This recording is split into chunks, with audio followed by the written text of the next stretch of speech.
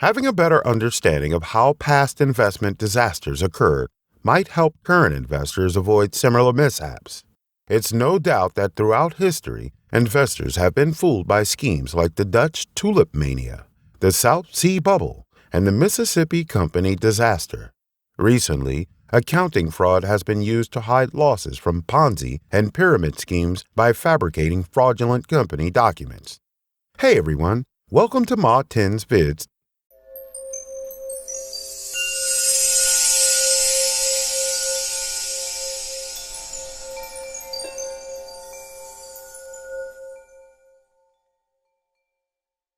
Today, we'll take a look back at some of the biggest stock frauds from the 1980s through the 2000s. So without further ado, let's dig right into it.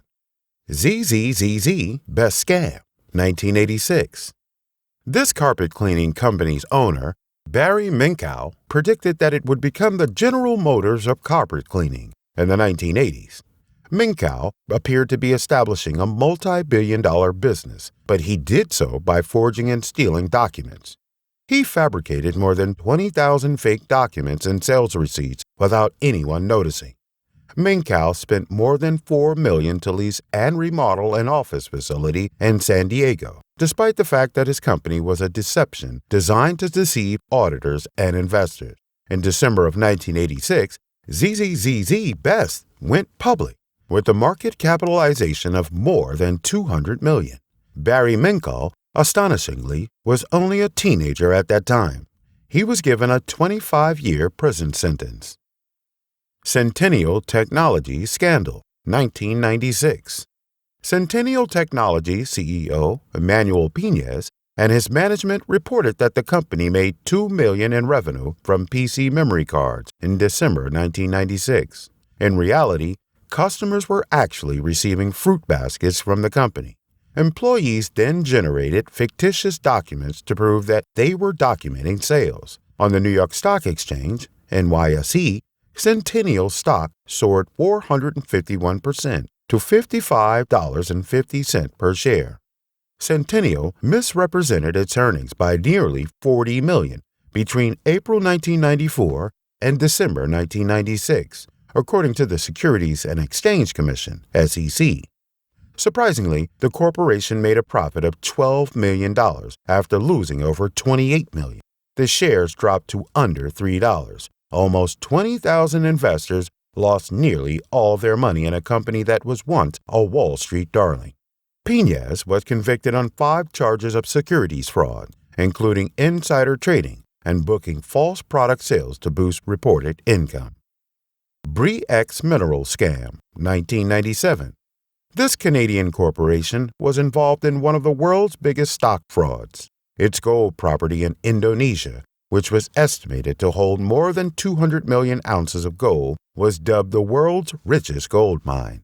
Bre stock X price soared to a high of $280, split adjusted, making ordinary individuals millionaires overnight. Bre-X had a market valuation of $4.4 billion at its peak. The party came to an end on March 19, 1997, when the gold mine was revealed to be a hoax, and the stock quickly plummeted to cents. The Quebec Public Pension Fund, which lost $70 million, the Ontario Teachers Pension Plan Board, which lost $100 million, and the Ontario Municipal Employees Retirement Board, which lost $45 million, were the biggest losers. Enron Scandal, 2001. Enron, a Houston-based energy trading corporation, was the 7th largest company in the United States by sales prior to this fiasco. Enron was able to hide hundreds of millions of dollars in debt off its books by employing complex accounting techniques that included the use of shell corporations. As a result, investors and analysts were persuaded to believe that the company was more fundamentally stable than it was.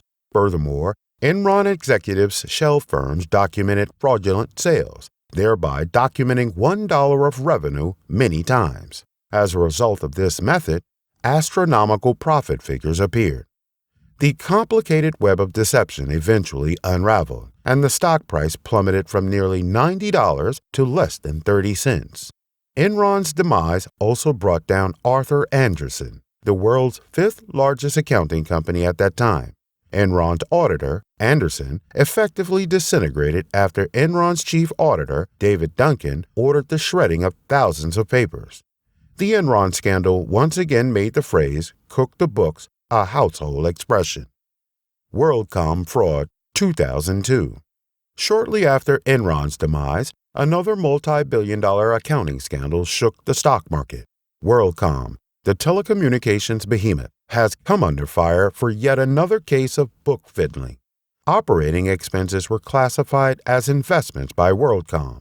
The corporation apparently considered office pens, pencils, and paper to be an investment in the company's future, and hence expensed or capitalized the cost of these products over a period of years. In total, $3.8 billion in typical operational expenses were regarded as investments and reported over a number of years, despite the fact that they should have all been recorded as expenses for the fiscal year in which they were incurred. This accounting gimmick greatly inflated profits for the year in which the expenses were incurred. WorldCom made more than $1.3 billion in profits in 2001. In truth, the company's operations were growing increasingly unprofitable. Who has suffered the most as a result of this deal? Employees. Tens of thousands of people were laid off. The investors who had watched WorldCom's stock price plunge from more than $60 to less than $1 were the next to feel betrayed. Tyco International Scandal, 2002. With investor trust already weakened by WorldCom, Tyco management ensured that 2002 would be a year to remember for equities.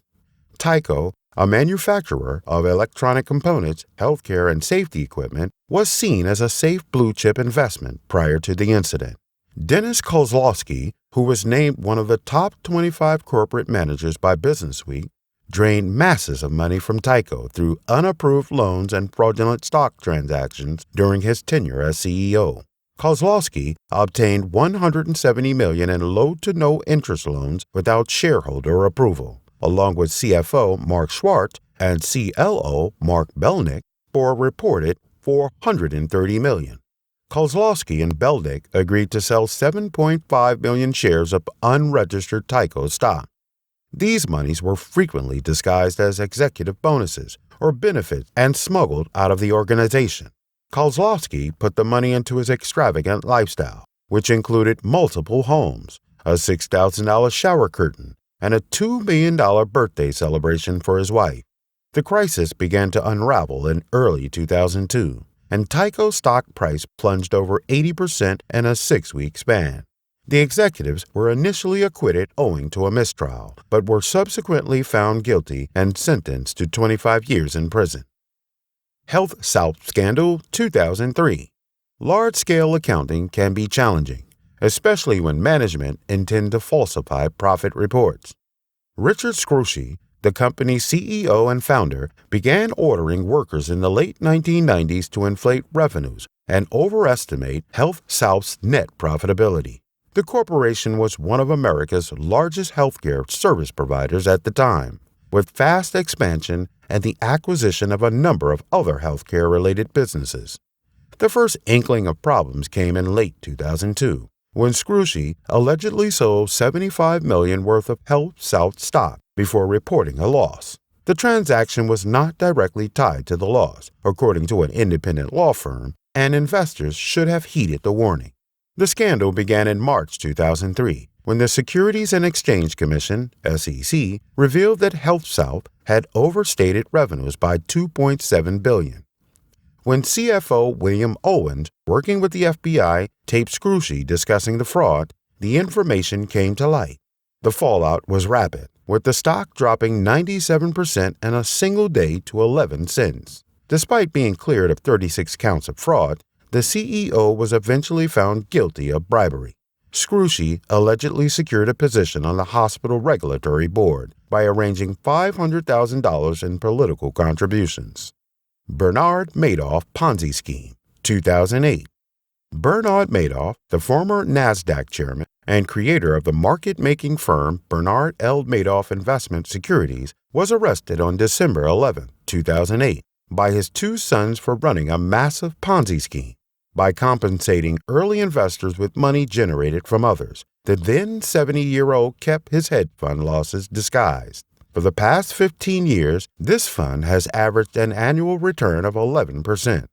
The fund's alleged strategy, which was credited with these steady returns, was to deploy proprietary option collars designed to reduce volatility. This scheme defrauded investors of almost $50 billion. He was given a sentence of 150 years in prison. At the age of 82, Madoff died in prison on April 14, 2021. The bottom line: the saddest part about these schemes is that investors were caught off guard. Those convicted of fraud might face a lengthy prison sentence, costing investors and taxpayers even more money. Scams like these are something that the SEC is working to prevent. However, with thousands of publicly traded corporations in North America, ensuring that calamity does not strike again is practically difficult. Is there a lesson to be learned from this story? Yes.